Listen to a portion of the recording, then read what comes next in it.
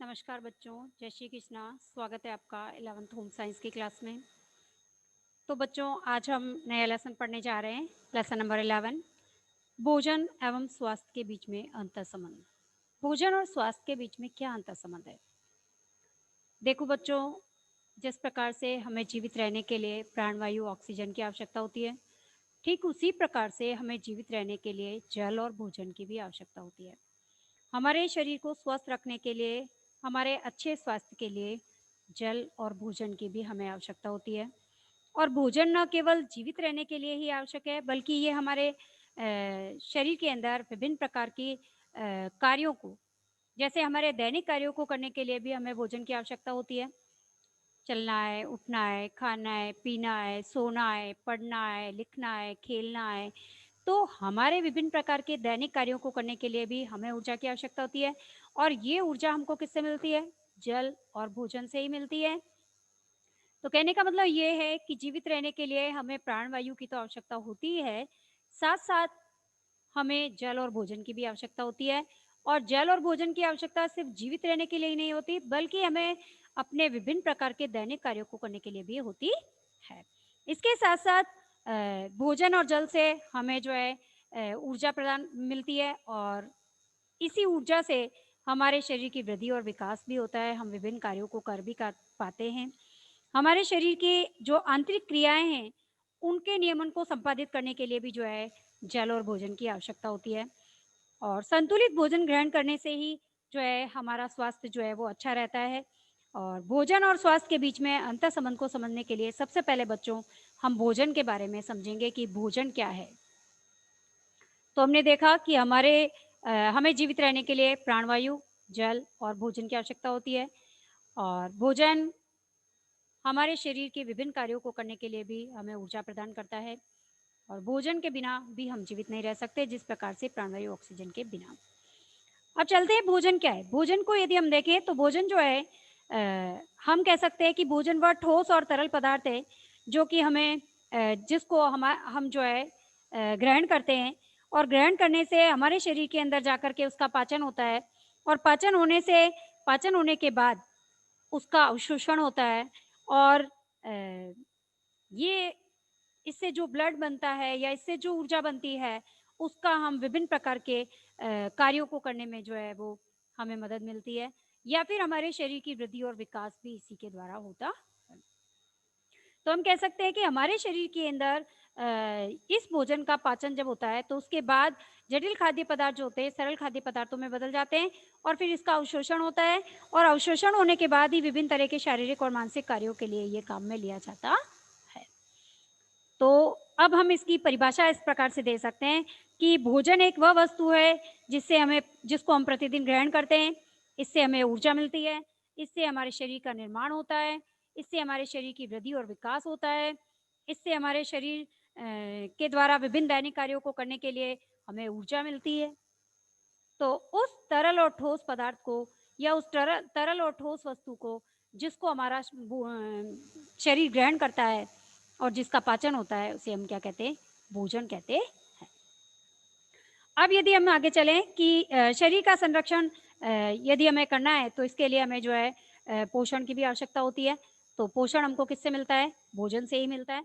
अब चलते हैं कि ये जो पोषण, विभिन्न प्रकार के पोषण किससे मिलेगा? पोषक तत्वों से मिलेगा। तो पोषक तत्व कौन कौन से हैं? भोजन के बारे में तो हमने देखा कि एक अर्ध ठोस और तरल पदार्थ होता है जिसको हम जो है ग्रहण करते हैं, और ग्रहण करने से हमको ऊर्जा मिलती है, शरीर की वृद्धि विकास होता है, ये सब होता है, ठीक है। लेकिन पोषक तत्व क्या है? पोषक तत्व जो है भोजन के अंदर पाए जाने वाले वे सभी तत्व हैं, जैसे कार्बोहाइड्रेट है, प्रोटीन है, विटामिन है, मिनरल्स है, रुक्षांश है। ये सभी पदार्थ क्या कहलाते हैं? पोषक तत्व कहलाते हैं। इन सभी पदार्थों को जब हम अपने भोजन में सम्मिलित करते हैं संतुलित मात्रा में, तो हमारा भोजन संतुलित आहार कहलाता है या संतुलित भोजन कहलाता है। समझ में आया? और यही तत्व जो होते हैं वो पोषक तत्व कहलाते हैं या फिर भोजन के घटक कहलाते हैं, जिनके बारे में हम छोटी क्लासेस में पढ़ चुके हैं कि भोजन के प्रमुख घटक कौन कौन से हैं। तो कार्बोहाइड्रेट, प्रोटीन, वसा, है ना, खनिज लवण, रुक्षांश, जल, ये सब क्या है? भोजन के घटक है या फिर भोजन के पोषक तत्व है। इन्हीं से हमको ऊर्जा मिलती है है ना। ये यदि हमारे भोजन के अंदर नहीं होंगे या हमारे आहार के अंदर इनको सम्मिलित नहीं किया जाएगा तो हम कुपोषण के शिकार हो जाएंगे, विभिन्न प्रकार के रोगों से ग्रसित हो सकते हैं। तो इन पोषक तत्वों को हमारी आहार योजना के अंदर संतुलित मात्रा में मिलाना बहुत जरूरी है, या फिर संतुलित आहार के अंदर इसको इन पोषक तत्वों को रखना बहुत ही जरूरी है। समझ में आया पोषक तत्व क्या होते हैं? अब चलते हैं आगे बच्चों। पोषण, पोषण किसे कहते हैं? पोषण का मतलब क्या है? पोषण का मतलब ये है कि पोषण एक ऐसी प्रक्रिया है, हम कह सकते हैं कि पोषण एक ऐसी प्रक्रिया है जिसके द्वारा भोजन में विभिन्न प्रकार के पोषक तत्व जो होते हैं मनुष्यों के द्वारा भोजन के माध्यम से ग्रहण किए जाते हैं, फिर उनका पाचन होता है, पाचन के द्वारा ऊर्जा बनती है और इस ऊर्जा का उपयोग हम विभिन्न प्रकार के कार्यों को करने के लिए करते हैं। साथ साथ हमारे शरीर की वृद्धि और विकास के लिए भी इस ऊर्जा का उपयोग किया जाता है। इससे हमारे शरीर को संरक्षण मिलता है, हमारा शरीर स्वस्थ रहता है। इस प्रक्रिया को हम क्या कहते हैं? पोषण। क्या कहते हैं? पोषण कहते हैं। समझ में आया? अब चलते हैं बच्चों, पोषण स्तर क्या होता है? पोषण स्तर यदि हम देखें तो पोषण स्तर जो है दो प्रकार का हो सकता है। एक तो होता है सुपोषण और एक होता है कुपोषण। भाई पोषण की प्रक्रिया भी दो प्रकार की हो सकती है। यदि हम अपने भोजन के अंदर सभी पोषक तत्वों को संतुलित मात्रा में उपलब्ध कराते हैं या फिर उनको आहार आयोजना में यदि हम उसके अंदर सम्मिलित करते हैं तो हम कह सकते हैं कि हमारा शरीर स्वस्थ रहेगा और इससे हमको सुपोषण मिलेगा, अच्छी ऊर्जा मिलेगी, हमारे शरीर की वृद्धि और विकास अच्छा होगा और हमारा शरीर स्वस्थ रहेगा। तो ये तो कहलाएगा सुपोषण। लेकिन जब यदि हम अपने भोजन के अंदर संतुलित पोषक तत्वों को संतुलित मात्रा में सम्मिलित नहीं कर पाते या किसी भी कारणवश हम जो है पोषक तत्वों को अपने भोजन के अंदर नहीं ले पाते, तो जिसके कारण लंबे समय तक पोषक तत्वों की कमी से विभिन्न प्रकार के रोगों से हम ग्रसित हो जाते हैं। तो ये रोग क्या कहलाते हैं? कुपोषण कहलाते हैं। इसी को कुपोषण कहेंगे। भाई पोषण दो प्रकार का हो गया, एक हो गया सुपोषण, एक हो गया कुपोषण। तो जब भोजन के अंदर सभी संतुलित जो आपके पोषक तत्व हैं उनको जब संतुलित मात्रा में उपलब्ध कराया जाएगा या आहार योजना में सम्मिलित किया जाएगा तो इससे हमको ऊर्जा मिलेगी, वृद्धि विकास अच्छा होगा, हमारा शरीर स्वस्थ रहेगा, इसको तो कहते हैं सुपोषण। और जब एक या एक से अधिक पोषक तत्वों की हमारे भोजन के अंदर कमी रहेगी लंबे समय तक तो इससे कई प्रकार के रोग भी हो सकते हैं। तो इससे होने वाले जो रोग होंगे तो ये क्या कहलाएंगे? कुपोषण कहलाएगा। समझ में आया? तो इस प्रकार हम कह सकते हैं कि कुपोषण जो होता है इसको भी फिर हमने दो भागों में बांटा है। कुपोषण भी दो प्रकार का हो सकता है, या तो अल्प पोषण हो सकता है या फिर अति पोषण हो सकता है। इसको हम कह सकते हैं अल्प पोषण मीन्स हो सकता है अंडर न्यूट्रिशन, यानी कि भोजन के अंदर पोषक तत्वों की कमी होना, है ना। या फिर हम कह सकते हैं इसको दूसरा है हमारा अति पोषण, जिसको कह सकते हैं हम ओवर न्यूट्रिशन, यानी कि आप भोजन के अंदर पोषक तत्वों को बहुत अतिरिक्त मात्रा में ले रहे हैं, है ना। जैसे आप विटामिन ए ले रहे हैं तो विटामिन ए ही आप लेते जा रहे हैं, या विटामिन सी ले रहे हैं तो विटामिन सी की मात्रा आपके शरीर में बहुत ज्यादा हो रही है। कहने का मतलब ये है, तो इसको हम क्या कहेंगे? अति पोषण कहेंगे। समझ में आया? तो अल्प पोषण क्या होता है? अल्प पोषण का मतलब ये है कि जब हमारे भोजन के अंदर विभिन्न प्रकार के पोषक तत्व अल्प मात्रा में उपलब्ध होते हैं तो इस प्रकार से इसका इफेक्ट हमारे पोषण पे पड़ता है, हमारे स्वास्थ्य पर पड़ता है, तो इसे हम क्या कहेंगे? अल्प पोषण कहेंगे। और अल्प पोषण से भी कई प्रकार के रोग हो सकते हैं, जैसे कि हम एनीमिक हो सकते हैं, ब्लड की कमी हो जाती है, हमें हीमोग्लोबिन हमारे शरीर में कम हो जाता है ब्लड में। तो जब हम एनीमिक हो जाते हैं तो डॉक्टर हमें आयरन की टैबलेट्स वगैरह देते हैं, है ना। तो आयरन की टैबलेट दे करके और आयरन की कमी को पूरा करते हैं, है ना, उसकी आपूर्ति करते हैं वो। तो इसका मतलब ये है कि आयरन की कमी हो रही है। तो कहने का मतलब यही है कि जब पोषक तत्वों की कमी होगी हमारे भोजन के अंदर तो हम उसे क्या कहेंगे? अल्प पोषण कहते हैं। अल्प पोषण से होने वाले रोग जैसे एनीमिया हो सकता है, या फिर इसके अंदर हम कह सकते हैं मैरास्मस रोग हो सकता है, जिसको हम सूखा रोग भी कहते हैं, है ना। इसके साथ साथ गलगंड रोग भी हो सकता है इससे। तो अल्प पोषण से होने वाले रोगों के नाम बताइए। कभी कभी पूछ लिया जाता है कि पोषण कितने प्रकार का होता है? अति पोषण और अल्प पोषण से होने वाले रोगों के नाम बताइए, है ना। तो हम बता सकते हैं अल्प पोषण से होने वाले रोग एनीमिया, मारस्मस एंड गलगंड रोग। ठीक है। अब चलते हैं अति पोषण। अति पोषण में क्या होता है कि जब हमारे भोजन के अंदर विभिन्न प्रकार के पोषक तत्वों की मात्रा आवश्यक मात्रा से अधिक होती है ना? अत्यधिक मात्रा में जब हम जो है पोषक तत्वों का यूज़ करते हैं, हमारे शरीर की नीड से भी ज़्यादा, आवश्यकता से भी ज़्यादा मात्रा में जब हम पोषक तत्वों का उपयोग करते हैं, तो इससे भी हमें कई प्रकार के रोग हो सकते हैं, है ना? तो इसे हम कहते हैं अतिपोषण। अतिपोषण से क्या रोग होगा? जब आप ज़्यादा मात्रा में फैट लोगे, तो इससे आपका मोटापा बढ़ जाएगा, वज़न बढ़ता जाएगा, है ना? और फैट ज़्यादा होती जाएगी आपके शरीर के अंदर। इसके साथ-साथ फ्लोरोसिस रोग भी आपको हो सकता है ना? तो ये थे हमारे अतिपोषण से होने वाले रोग। अब देखो बच्चों, इसका मतलब ये है कि अ, हमें न तो अल्प पोषण लेना चाहिए, न ही अतिपोषण लेना चाहिए। हमें संतुलित मात्रा में विभिन्न पोषक तत्वों को अपने आहार में सम्मिलित करना चाहिए।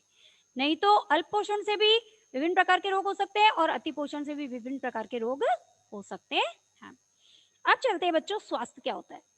स्वास्थ्य की यदि हम बात करें बच्चों, तो स्वास्थ्य क्या है? स्वास्थ्य जो हम कह सकते हैं कि स्वास्थ्य एक पूर्ण रूप से शारीरिक, मानसिक और सामाजिक रूप से जो खुशहाली की स्थिति होती है, उसको हम स्वास्थ्य कह सकते हैं। जब हम शारीरिक रूप से, मानसिक रूप से और सामाजिक रूप से जब खुश रहते हैं, तो हम क्या कहेंगे? हम स्वस्थ हैं, है ना? यदि हम शारीरिक रूप से किसी प्रकार के रोग से ग्रस्त हैं, तो भी हम स्वस्थ नहीं हैं। यदि हम मेंटली भी परेशान हैं, चिंता है हमें कोई या मेंटली प्रेशर है किसी तरह का, तो भी हम कहेंगे कि हम स्वस्थ नहीं हैं। और सामाजिक रूप से भी हमें कोई प्रकार की प्रॉब्लम है, तो हम कह सकते हैं कि हम स्वस्थ नहीं है। तो कहने का मतलब ये है कि स्वास्थ्य की परिभाषा हम क्या देंगे कि जब हम शारीरिक, मानसिक और सामाजिक रूप से खुश हो या फिर खुशहाली की स्थिति में हो, तो इस स्थिति को हम क्या कहते हैं? स्वास्थ्य कहते हैं। डब्ल्यूएचओ ने भी इसकी यही डेफिनेशन दी है बच्चों। डब्ल्यूएचओ क्या है? डब्ल्यूएचओ जो है विश्व स्वास्थ्य संगठन है, जिन्होंने जो है इसकी परिभाषा दी है स्वास्थ्य की। अब देखो बच्चों, वैसे तो स्वास्थ्य के विभिन्न आयाम जो है अलग-अलग टुकड़ों की तरह ही है। स्वास्थ्य को अलग-अलग भागों में बाँटा गया है, जिसके अंदर शारीरिक स्वास्थ्य है, मानसिक स्वास्थ्य है, सामाजिक स्वास्थ्य है और आध्यात्मिक स्वास्थ्य है ना? तो यदि हम शारीरिक स्वास्थ्य की बात करें, तो शारीरिक स्वास्थ्य के अंदर हम कह सकते हैं कि जब हमारा शरीर स्वस्थ रहेगा, किसी प्रकार के रोगों से ग्रसित नहीं होगा, हमारे शरीर की वृद्धि और विकास ठीक ढंग से होगी, तो हम इसे क्या कहेंगे? शारीरिक स्वास्थ्य कहेंगे। समझ में आया? अब चलते हैं मानसिक स्वास्थ्य क्या है? तो मानसिक स्वास्थ्य का मतलब क्या है? मानसिक स्वास्थ्य का मतलब ये है कि जब हम मेंटली या फिर मानसिक रूप से जब हम किसी प्रेशर में नहीं रहेंगे या फिर हम कह सकते हैं कि किसी प्रकार की चिंता हमें नहीं होगी या किसी प्रकार का बर्डन हमारे ऊपर नहीं होगा। हम मानसिक रूप से भी जब संतुष्ट रहेंगे या अपने कार्यों को लेकर जब हम खुश रहेंगे, तो हम ये कह सकते हैं कि मानसिक रूप से भी हम स्वस्थ हैं। जैसे हमें किसी प्रकार की कोई निराशा नहीं है या किसी प्रकार का कोई दर्द नहीं है हमारे शरीर के अंदर या किसी प्रकार की कोई चिंता नहीं है, कोई रोग हमें नहीं है, तो हम खुश रहेंगे मेंटली भी। समझ में आया? कि जब हम शारीरिक रूप से स्वस्थ रहेंगे तो मेंटली भी खुश रहेंगे और जब मेंटली खुश रहेंगे तो इसको हम क्या कहेंगे? मानसिक स्वास्थ्य कहेंगे। समझ में आया? अब चलते हैं आगे, सामाजिक स्वास्थ्य की बात करें तो सामाजिक स्वास्थ्य से तात्पर्य हमारा ये है कि व्यक्ति विशेष का किसी समुदाय में, देखो अब समाज के साथ हमारा कैसा कम्युनिकेशन है ना? एक समूह के साथ, एक समाज के साथ, एक हमारे परिवार के साथ हमारा कैसा कम्युनिकेशन है, हमारे कैसे रिलेशन है, हमारा कैसा व्यवहार है ना? तो उस स्थिति को हम क्या कहेंगे? सामाजिक स्वास्थ्य कहेंगे। यदि हम विभिन्न परिस्थितियों के साथ, विभिन्न प्रतिकूल परिस्थितियों के साथ अच्छा सामंजस्य बिठा पाते हैं, अच्छा समायोजन कर पाते हैं, तो हम कहेंगे कि सामाजिक रूप से हम क्या है? स्वास्थ्य है, स्वस्थ हैं। और यदि हम विभिन्न प्रतिकूल परिस्थितियों के साथ जो है अपना सामंजस्य नहीं बिठा पाते हैं या फिर हम जो है समायोजन नहीं कर पाते हैं विभिन्न परिस्थितियों के साथ, तो हम कहेंगे कि हम सामाजिक रूप से स्वस्थ नहीं हैं। समझ में आया? इसको हम सामाजिक स्वास्थ्य कहेंगे। इसके साथ चलते हैं हम आध्यात्मिक स्वास्थ्य। आध्यात्मिक स्वास्थ्य से हमारा क्या मतलब है? आध्यात्मिक स्वास्थ्य से हमारा मतलब है कि जैसे यदि हम कह सकते हैं कि प्रार्थना के द्वारा, योग के माध्यम से हम जो है अपनी आंतरिक क्षमता और ताकत को बनाए रखते हैं। और यदि ऐसे व्यक्ति के जीवन में यदि नकारात्मकता की स्थिति में यदि कोई व्यक्ति नेगेटिव है और यदि वो प्रार्थना करता है या फिर वो योग के माध्यम से, व्यायाम के माध्यम से यदि स्वस्थ रहने का प्रयास कर रहा है, अपने चारों तरफ पॉजिटिव एटमॉस्फेयर क्रिएट करने का प्रयास कर रहा है, तो हम कह सकते हैं कि वो आध्यात्मिक रूप से भी स्वस्थ है ना? यदि हम शारीरिक रूप से स्वस्थ नहीं हैं, यदि हम मानसिक रूप से भी स्वस्थ नहीं हैं, यदि हम सामाजिक रूप से भी स्वस्थ नहीं हैं, तो सबसे अच्छा सॉल्यूशन है हमारे पास कि हम योग, व्यायाम और प्रार्थना के द्वारा क्या कर सकते हैं? योग, प्रार्थना और व्यायाम के द्वारा हम जो है अपने चारों तरफ पॉजिटिविटी ला सकते हैं, सकारात्मकता ला सकते हैं। जब हम इन चीज़ों से जुड़ेंगे, योग से, व्यायाम से, प्रार्थना से, तो ऑटोमेटिक हमारे चारों तरफ पॉजिटिविटी रहेगी, सकारात्मक एटमॉस्फेयर क्रिएट होगा और जब सकारात्मक एटमॉस्फेयर क्रिएट होगा, तो ऑटोमेटिक ही हमारा स्वास्थ्य भी धीरे-धीरे स्वस्थ हो जाएगा और हम मानसिक रूप से भी स्वस्थ हो जाएँगे और हम विभिन्न सामाजिक परिस्थितियों के साथ हमें समायोजन करना भी आ जाएगा, है ना? तो इसी को हम आध्यात्मिक स्वास्थ्य भी कह सकते हैं। अब चलते हैं बच्चों, भोजन और स्वास्थ्य के अंदर क्या संबंध है? यदि हम देखें भोजन और स्वास्थ्य के अंदर क्या संबंध है, तो अच्छा और उत्तम स्वास्थ्य जो होता है, अच्छे भोजन के द्वारा ही हमें मिल सकता है। यदि हम चाहते हैं कि हमारा स्वास्थ्य अच्छा रहे, हम खुश रहें, हम स्वस्थ रहें, हम प्रत्येक कार्य को एनर्जेटिक होकर कर सकें, तो इसके लिए हमें क्या ज़रूरी है? हमें अच्छे भोजन की आवश्यकता होती है, एक न्यूट्रिएंट डाइट की आवश्यकता होती है, एक संतुलित आहार की आवश्यकता होती है।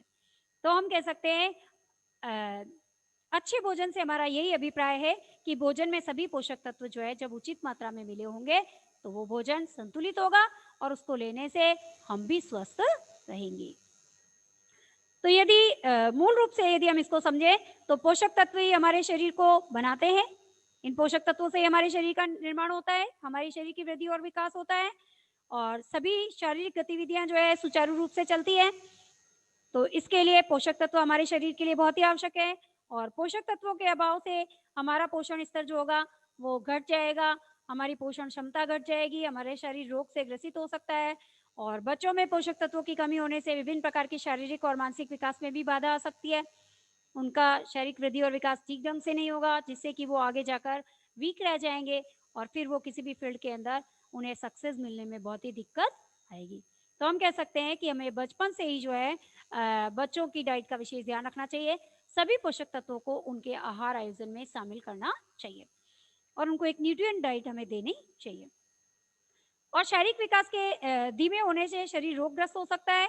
मनुष्य मतलब हमारी कार्य क्षमता कम हो सकती है और इसके साथ-साथ हम कह सकते हैं कि इसका प्रभाव जो है हमारे उत्पादन पर पड़ सकता है, हमारे जीविका उपार्जन पर पड़ सकता है। हम जो भी कार्य करते हैं उसका इफ़ेक्ट उस पर ही होगा।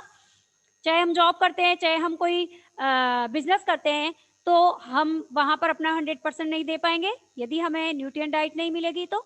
यदि हमारा स्वास्थ्य ठीक नहीं होगा तो। तो हम कह सकते हैं कि भोजन और स्वास्थ्य एक-दूसरे से रिलेटेड है, अंतर संबंध इनमें पाया जाता है ना? भोजन के बिना हमारा स्वास्थ्य ठीक नहीं होगा और स्वास्थ्य के बिना हम किसी कार्य को ठीक ढंग से नहीं कर पाएँगे।